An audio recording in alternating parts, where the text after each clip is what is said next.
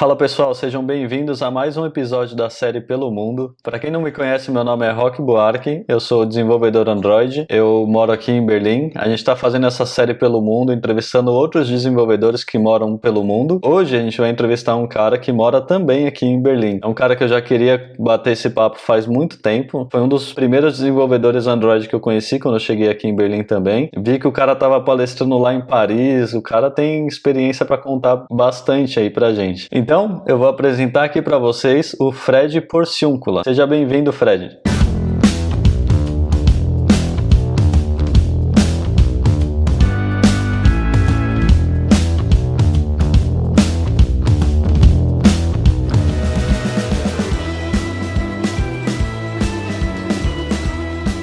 E aí, Rock? E aí, galera? É um prazer estar aqui, participar do canal. Eu sou o Fred, eu moro em Berlim faz um pouco mais de 2 anos, trabalho como desenvolvedor Android. Comecei na Blinkist, hoje trabalho numa fintech, startup que está começando, então eles estão meio que em stealth mode e eu ainda não posso dizer o nome da empresa, infelizmente, em público.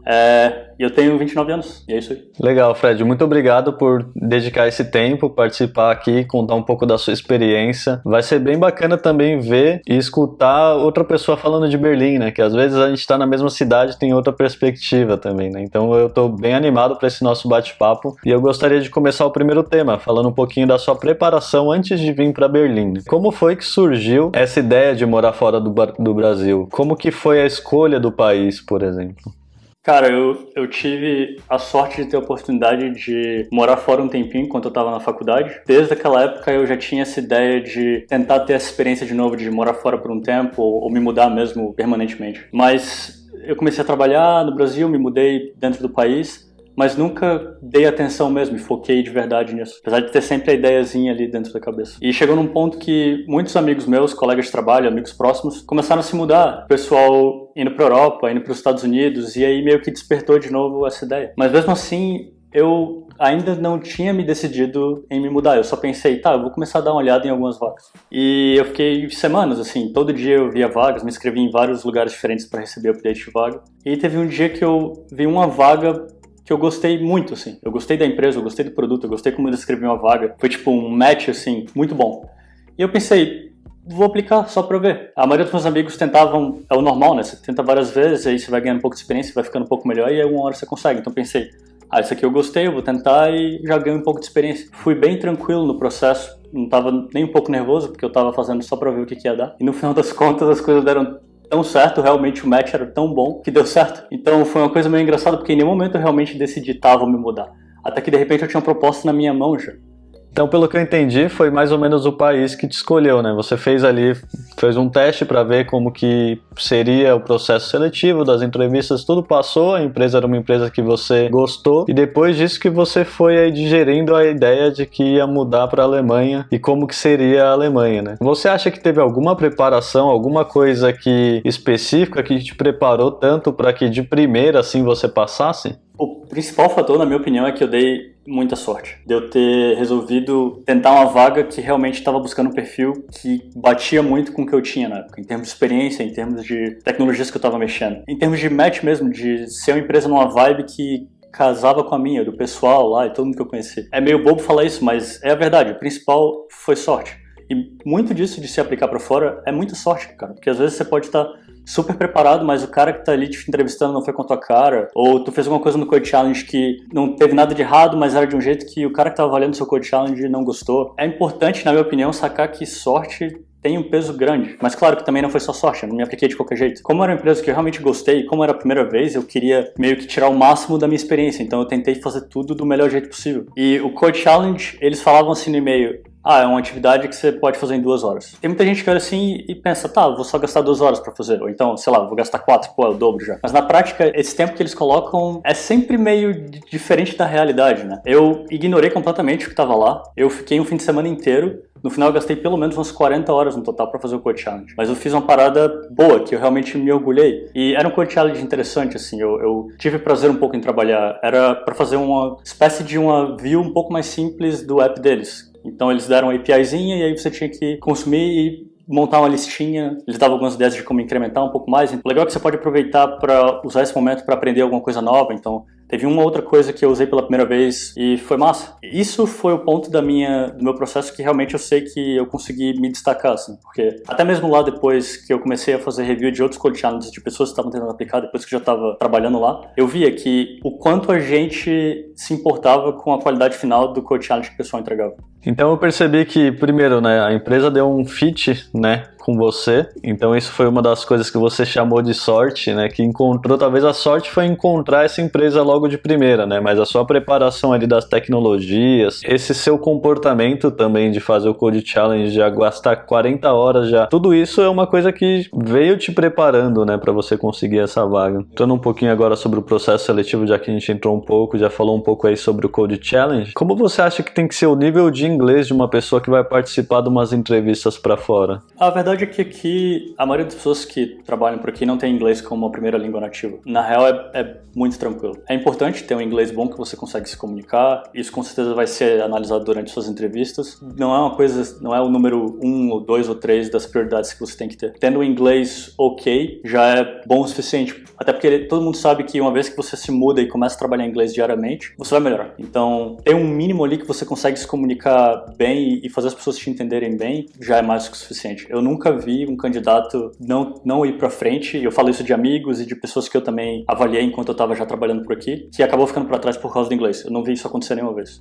Então, eu tenho bastante amigo meu do Brasil que os caras têm um potencial bom, técnico, e eles estão estudando inglês, mas eles acham que o inglês nunca tá bom. E é normal, eu acho, que esse sentimento, principalmente morando no Brasil, porque a gente não tem a oportunidade de praticar, então a gente sempre fica com um pouco de medo de falar. O sentimento de segurança, quando você mora no Brasil, de que seu inglês tá bom, vai ser bem difícil, vai ser mais praticando mesmo, indo pra cima das entrevistas, tomando os feedbacks aí, onde foi que errou e acertou. Mas se você que tá assistindo essa entrevista que acha que precisa ser perfeito, tá aí Fred também falando que não, cara, porque realmente é o inglês que você tem que saber se comunicar, saber se expressar, mas nativo mesmo, perfeito, é bem difícil. Então, voltando um pouquinho sobre o processo no geral, poderia explicar como que foi o seu processo seletivo?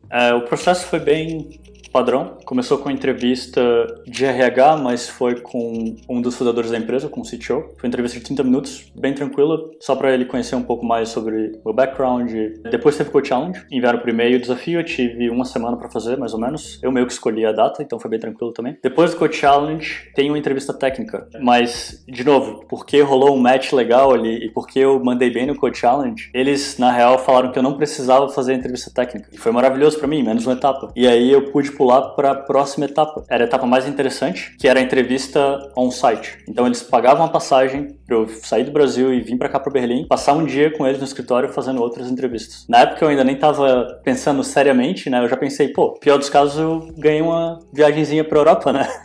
Mas na real é um dia bem cansativo. Começou com um pair programming. Eles me colocaram com mais 2 desenvolvedores Android para trabalhar em uma tarefa no codebase da empresa mesmo. Então foi bem legal que eu já pude conhecer e ter uma ideia de como que era o código deles. A gente ficou umas 2 horas trabalhando juntos. A gente meio que tentou fingir que a gente realmente estava trabalhando junto e eles me ajudando, e foi uma coisa bem legal pra gente realmente ver como seria trabalhar junto. E depois eu tive umas 3 entrevistas com outras áreas da empresa. Cada entrevista de meia hora, uma entrevista com designer, uma entrevista com back-end e uma entrevista com um product manager. E no final tive mais uma conversa com o CTO. E foi isso. Voltei pro Brasil, pouco tempo depois eles me ligaram. Cara, legal, né? Pelo menos você ia ganhar uma viagem pra Europa, né? Se desse tudo errado. Acho que também isso foi muito importante pra você conhecer a empresa, conhecer o país que você ia, né? Muito legal da empresa proporcionar isso pra você. Você tem alguma dica? Você já deu muitas dicas aí sobre Code Challenge, né? Então eu gostaria de perguntar mais especificamente pra esse processo final do on-site aí, que a pessoa vem e fica o dia inteiro lá na empresa, né? Você tem alguma dica pra quem vai participar desse processo? Tentar tirar vantagem disso pra você também, porque como tu falou, é uma oportunidade muito boa pra tu conhecer mais a empresa, conhecer mais o pessoal, tentar entender como que eles trabalham no dia a dia, como que eles se comunicam, se a galera é legal, se tu curte a vibe. Então tem muita coisa pra você também. Às vezes até ajuda você focar um pouco mais nessa parte, pensar mais em você, porque você fica um pouco menos nervoso para as entrevistas que você vai ter. Em geral, nessas entrevistas on-site, tem alguns momentos em que você não tá necessariamente fazendo entrevista, que você tá conversando com alguém esperando a próxima entrevista, ou que você tá almoçando junto. No meu caso, a gente teve um almoço junto. Então, isso é uma oportunidade legal também de você interagir com o pessoal e tentar meio que criar um laço ali já. A gente fez alguns on-sites enquanto estavam lá e às vezes as pessoas eram um pouco frias demais, ou então às vezes acabavam ficando muito nervosas, e isso acabava meio que, mesmo você mandando bem nas entrevistas, se não rola ali uma conexão, algumas pessoas vão chamar isso de cultural fit, fica um pouco difícil para tomar a decisão final e querer realmente trabalhar com você, porque independente das entrevistas e do pair program que você vai fazer, o principal ali, a principal sacada do on-site é a galera realmente tentar ver se eles iam gostar de trabalhar com você. Então, acho que essa é a principal ideia de tentar ter em mente, para realmente não ficar tão focado só ali de manda bem na parte técnica, manda bem na entrevista, não ter uma interação legal com o pessoal, não aproveitar a oportunidade. Eu vejo isso também na Chernow, tem o almoço também, eu lembro, foi legal, cara, eu fui lá pra Hamburgo, tudo, né, e aí teve o almoço e eu tava um ano aqui, aí eu pedi em alemão, cara, porque pedir a comida até que é tranquilo, né, velho, de vez em quando eu peço e vem alguma coisa que eu nem sei, nem era o que eu pedi, acontece, né. Mas eu lembro que no meu primeiro ano, assim, eu estudei bastante alemão e consigo pedir uma comida, digamos, só isso. Não me fale pra falar alemão aqui que não vai. Aí os caras, nossa, ficaram mal impressionados. Eu falo até hoje que eu passei por causa do alemão lá, não foi por causa de tecnicamente, não. Os caras gostaram que eu falei alemão, né? Brincando, né? Mas eu tava descontraído, sim, cara. Eu lembro também essa dica que você deu aí. Tava tentando ver a galera também que trabalhava lá, ver se ia ser legal. Empresa, né? Como era uma primeira empresa grande que eu tava indo aqui da Alemanha, eu tava saindo de uma empresa, cara, que era dentro de uma casa, tinha 6 caras, a gente era uma família ali praticamente, tenho amizade com os caras até hoje, então tava me doendo sair mesmo, eu queria sair pra uma empresa maior, porque algumas coisas eram bem quadradas e tal, por meus motivos, mas eu também queria encontrar uma empresa legal que me desse um pouco disso, né, de, esses caras são legais de trabalhar, e no on-site eu também fui com essa cabeça. Muitas dicas legais aí sobre o processo seletivo, como o Fred falou aí, não só do processo seletivo dele, mas também a forma com que ele abordou outros candidatos, né, que estavam aplicando para a vaga. Essas são dicas aí que ele tá dando, não só de quem tá se candidatando, mas a pessoa que também vai olhar você para se candidatar, né. Então, entrando um pouquinho agora na parte de mercado de trabalho, eu gostaria de saber, na sua perspectiva, que você enxerga aí o nível técnico dos desenvolvedores, e principalmente Android, aqui em Berlim. É bem comum brasileiro ter essa síndrome de inferioridade com o pessoal de fora. Eu falo isso porque pelo menos eu tinha isso. E eu tive sorte de ter a oportunidade de ter trabalhado algumas semanas nos Estados Unidos enquanto ainda trabalhava no Brasil. Foi bom porque eu consegui tirar isso cedo. Na verdade, o brasileiro ele é tão bom quanto ou melhor que o pessoal que tá lá fora, na nossa área de desenvolvimento. E, eu falo isso com firmeza, assim. Todos os brasileiros que eu conheci aqui, o pessoal que eu já conhecia no Brasil que saiu, é um nível bom, um nível alto. O nível aqui de Berlim não é nada, assim, especial. É uma mensagem importante sim, que eu tenho, que eu demorei um pouco para absorver na minha carreira, é que não tem essa de pessoal lá fora é melhor e nossa, tô aqui. Não, cara, tu manda bem no Brasil, tu manda bem no mundo. Pois é, cara, eu tava conversando com uns amigos meus esses dias, até em questão de user experience de aplicativo, a gente tava usando o Liferando, que é um aplicativo que tem aqui em Berlim, não sei se você conhece, para pedir comida, né, e comparando com o Rappi, comparando com o iFood, a gente tá muito mais na frente lá no Brasil em relação a essas coisas, né, cara. Essa síndrome é normal, né, eu tive muito uma síndrome do impostor, talvez, né, cara, que, principalmente quando você chega aqui, né, é que a gente talvez vê muito conteúdo de fora, né, consome muito conteúdo de fora, então talvez a gente tende a pensar que os caras mandam melhor. Tem caras bons também, com certeza, aqui. Eu vejo a comunidade do Brasil muito maior do que a aqui de Berlim, pelo que eu tô enxergando agora mais de perto, né? Falando um pouquinho sobre as vagas daqui, né? Quais são as tendências que você vê de bibliotecas, assim, linguagem, o Kotlin tá dominando? Como que você vê aí? Uma coisa que eu gosto muito é que tem muita gente que fala, já tem alguns anos, que nativo é uma parada que ia virar mais de nicho, que não ia ter mais muita oportunidade mais pra frente, porque, né, React Native, Flutter, e na real, nativo tá mais forte do que nunca, tem vaga infinita. Então a primeira tendência que eu vejo forte é que o nativo ainda tá bem prominente. Então se você é desenvolvedor nativo e às vezes tem esse receio de que, poxa, vou ter que aprender alguma coisa multiplataforma, porque daqui a pouco não vai ter mais oportunidade pra mim, isso tá longe da realidade, pelo menos aqui em Berlim. E eu diria aqui na Europa também. Então, sem dúvidas, se você manja Flutter ou quer aprender o React Native, vai ser bom. Não tô falando que também essas coisas a gente não precisa dar atenção. Mas se você tá mais confortável com desenvolvimento nativo e não tem tem interesse, isso não é um problema. Ainda tem muitas oportunidades para desenvolvimento nativo. Nesse âmbito de multiplataformas, o que eu vejo também que está crescendo bastante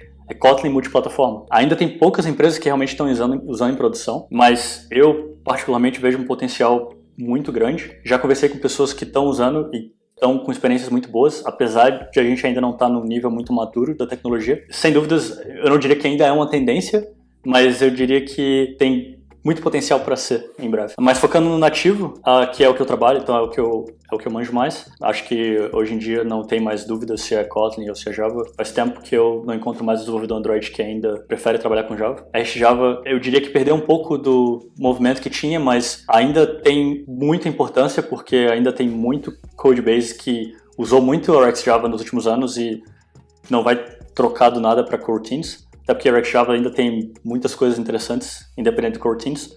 Mas eu diria hoje, se você quer focar particularmente mais em um dos dois, eu acho que faz mais sentido focar mais em coroutines. Eu vejo um movimento mais forte para esse lado. Na Blinkist, por exemplo, a gente usava a RxJava, mas coisas novas a gente só estava fazendo para coroutines e a maioria das coisas de RxJava a gente já estava trocando para coroutines. Mas claro, vai ter empresas que vai decidir que isso não é um investimento que faz sentido, vai continuar com o investimento em RxJava, o que não tem problema nenhum. Então, às vezes, dependendo da empresa, a RxJava vai ser mais importante. Então, ainda é um conhecimento muito válido e muito importante. Eu concordo plenamente com você, cara. Essa questão do RX, coroutines, agora o Flow vindo com isso também. Talvez uma das tendências que a gente possa ver aí é a programação reativa, né? É uma programação mais unidirecional, né? Esse tipo mais geral, porque aí se você tem essa noção de programação, independente do framework ali, você vai conseguir fazer uma arquitetura MVI, por exemplo, independente se você vai fazer com RX, Flow, coroutines direto, né? Fora isso, eu diria que faz sentido se interar com umas coisas ao redor do Jetpack. Também eu não acho que o fato de você saber Coin e não saber Dagger, ou saber Dagger e não saber Hilt, não vai ser uma coisa que vai fazer tanta diferença. Eu acho que você deu um bom exemplo aí de que o que é mais importante mesmo é entender os fundamentos por trás das tecnologias. Então, no caso de RxJava e coroutines, programação reativa assíncrona.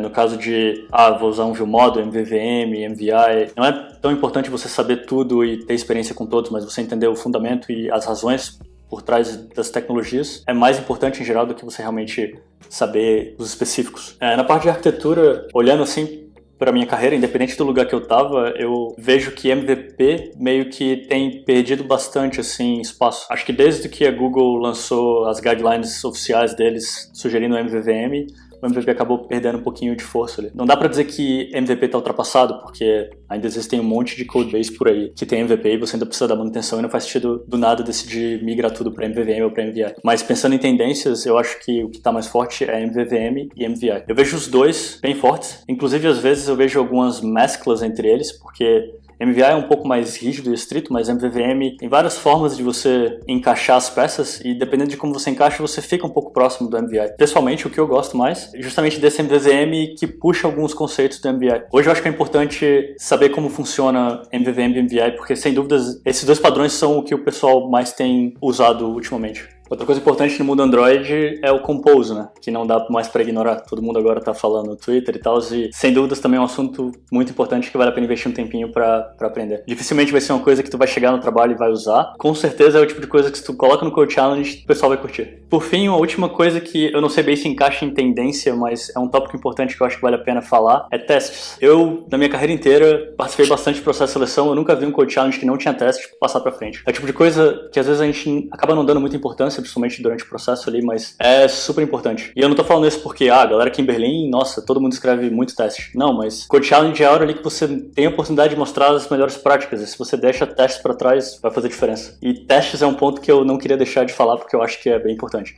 Teste unitário, teste expresso, qualquer um dos dois, os dois juntos, mas é um assunto importante que você com certeza quer gastar um tempo para estar confortável com ele. Pô, muito legal. A gente falou bastante sobre chaves aqui, de bibliotecas, falou sobre coisas que estão aí para vir como tendência, como Compose. Eu, quando eu vejo uma coisa nova assim sendo lançada e vejo que, tá rolando aí umas conversinhas aí que o pessoal tá testando, tá fazendo, eu sinto vontade de testar, porque é uma maneira de sair na frente, né? Dificilmente você vai chegar e usar Compose na empresa, mas quando usar, você já tá experiente, já tocou naquilo, aquilo, não é uma coisa totalmente nova, já vai conseguir sair na frente disso, né? Falando sobre os testes, eu acho também muito importante. Eu já fui reprovado por teste, cara. Eu escrevi uma vez um Code Challenge com 3 testes unitários, testei ali o mínimo e entreguei, e fui reprovado por esse motivo. Uma coisa que falaram também é porque eu não conseguia provar que minha arquitetura era boa, embora eu estava seguindo os padrões ali, se eu não estava aplicando testes, algum furo eles olhavam ali, tipo, então você não conseguiu aplicar direito. E de fato tinha algumas coisinhas lá que não eram testáveis por causa da maneira que eu fiz a arquitetura. Então olha como que o teste é importante mesmo. Aproveitando que a gente está falando sobre o mercado de trabalho, Fred, o que você vê aí de mais ou menos a faixa salarial para um desenvolvedor júnior, pleno e sênior? Para salário, para informação de salário em geral,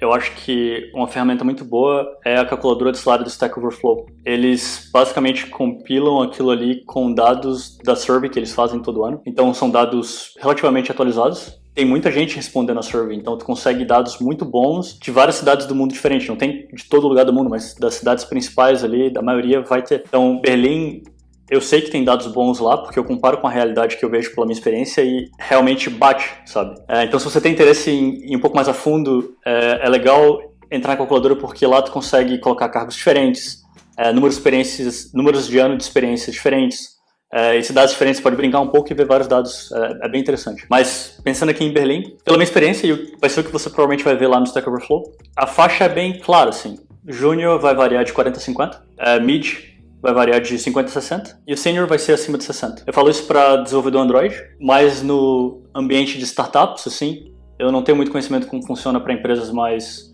tradicionais, mas eu acho que é parecido. Para quem é senior e está fazendo acima de 60, dá para chegar nos 70, 80 é um pouquinho mais longe ali, mas dependendo da situação, de como você consegue negociar, das suas skills, seus tempos de experiência, é um valor realista ainda também. Se você consegue uma posição de liderança, fica mais fácil ainda chegar na casa dos 80. Passou de 80 aí já são casos mais especiais mesmo, já é um pouco mais difícil, mas sempre é possível.